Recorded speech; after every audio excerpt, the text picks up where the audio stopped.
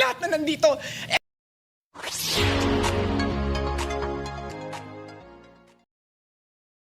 Parang walang nangyari. Yan po ang statement ng ating butihing Senadora Risa Hontiveros.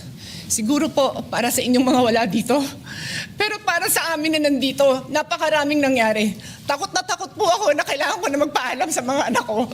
At yung staff ko, 2 pintuan ang pagitan ko sa putukan. Yung staff ko na si Claire, na 20 years na sa akin, nandun siya sa labas. She has a 12-year-old son. Kinuwento niya sa akin late na tumatakbo siya, hindi niya alam kung saan siya pupunta.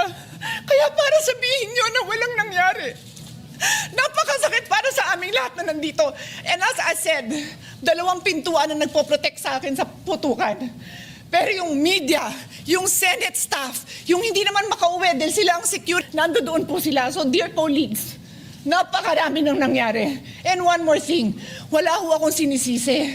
Pero nung pagkatapos ng lahat, pagtingin ko ng group natin, yung dating majority group, walang ni isa sa inyong nangamusta sa amin. Some of you I've known for 20 years, 10 years, and I didn't even hear any of you say, "Kamusta na kayo dyan?" Napakasakit na sa akin.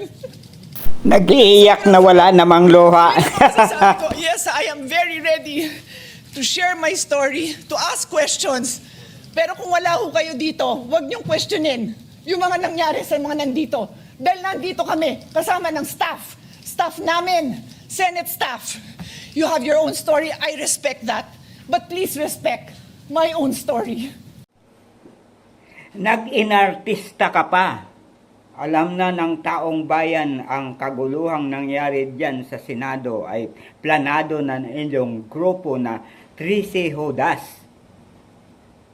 Talagang napakasakit kung sakali dahil nag-iimbestiga na ang